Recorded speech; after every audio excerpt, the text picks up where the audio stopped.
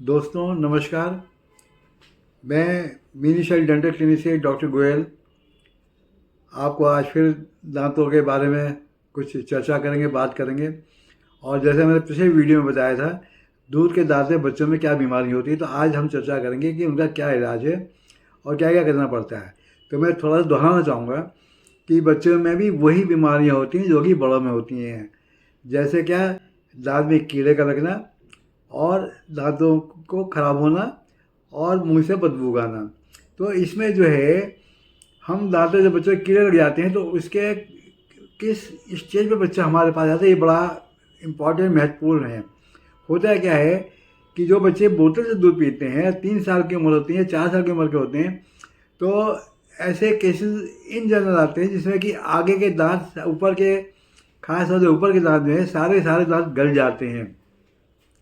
ऐसे केसेस में उनको ठीक करना बहुत मुश्किल हो जाता है और उनको निकालने की आवश्यकता पड़ती है। निकालने का क्या समस्या क्या आती है कि जो पहला परमानेंट दांत ऊपर का निकलता है उसकी एज होती है 60 साल की या 7.5 साल की, और बच्चे का दांत खराब हो गया 4 साल की उम्र में, तो 3 साल का जो गैप है उसमें बच्चे के कोई दांत नहीं लग पाते हैं, ये दांत नहीं लगाए जा सकते, पहली बात। दूसरा, इतने ज़्यादा चलते नहीं। मैं क्या एडवाइस करता हूँ, मैं एडवाइस ये करता हूँ कि एक तो बच्चे की ओरल हाइजीन का बहुत ध्यान रखिए, बार बार से कुल्ला कराते रहिए और मेडिकामेंट के उसकी गम्स की मसाज करते रहिए। कोशिश ये कीजिए कि जितना भी चल सके, मतलब मुंह को साफ रहे, खाना ना डिपॉजिट हो, तो जितना भी चल सकता है उतना चलाने की कोशिश करें। और जब अल्टीमेटली ज़्यादा तकलीफ हो जाती है तो दांतों को निकालना पड़ता है। अगर पहले बच्चा आ जाता है, शुरुआत के केस में जहाँ माँ बाप जागरूक होते हैं और बच्चों के दांत को देख लेते हैं या नज़र पड़ जाती है और तुरंत ले आते हैं, तो ऐसे केस में जो है, अगर दांतों के अंदर इन्फेक्शन नहीं है, फिलिंग कर देते हैं, जो कि बड़ों में भी होती है, वही फिलिंग बच्चों में होती है। और अगर दांत ज़्यादा खराब होते हैं, इन्फेक्टेड हो जाते हैं, तो उसमें रूट कैनाल करनी है। तो रूट कैनाल जो बच्चे करा लेते हैं तो हो जाती है, और जो बच्चे नहीं कराते हैं, डर जाते हैं या कोऑपरेटिव नहीं होते हैं, तो उसमें बड़ी समस्या आती है।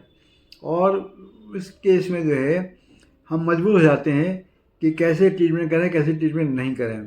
तो ये तो मैंने आपको बताया कि रूट कैनाल, फिर ये तो आगे के दांत हुए, ऐसे ही पीछे की दाढ़ें हैं। दाढ़ों का मैं फिर से बता रहा हूँ आपको, दाढ़ों का टूटने का टाइम होता है 11 से 12 साल की उम्र तक। और बच्चा 5 साल की उम्र में आया है या 6 साल की उम्र में आया है और उसके दांत खराब हो गए हैं और काफ़ी ख़राब हो गए हैं, तो उनमें भी रूट कैनाल करनी पड़ती है। लेकिन वही समस्या फिर आती है कि बच्चा कितना कोऑपरेटिव है।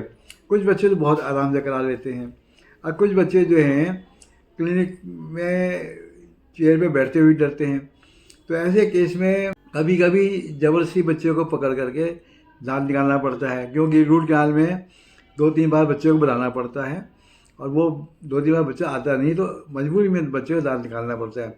और जो बच्चे कोऑपरेटिव होते हैं उनका दांत जो है रूट कैनाल कर देते हैं, और रूट कैनाल करके दांत जो हैं वही दांत काफ़ी समय तक चलते हैं। फ़र्क सिर्फ ये होता है कि जो बच्चों के दांत में रूट कैनाल होती है उसमें दूसरा फिलिंग मटेरियल होता है, और जो बड़ों के दांत में रूट कैनाल होती है उसमें मटेरियल दूसरा होता है। क्यों कि बच्चे का यही दांत जो है, अगर 5 साल में आया या 6 साल में आया या 7 साल में आया है, तो 3-4 साल 5 साल चलेगा, वो टूट जाता है, तो इसलिए उसका मसाला अलग होता है। और जो परमानेंट दांत होते हैं उससे फिलिंग अलग होती है, क्योंकि वो दांत एक तरह से परमानेंट होते हैं।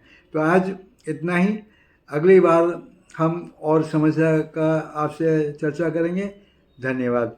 मेरे इस चैनल को आप लाइक कीजिए, सब्सक्राइब कीजिए और शेयर कीजिए। धन्यवाद।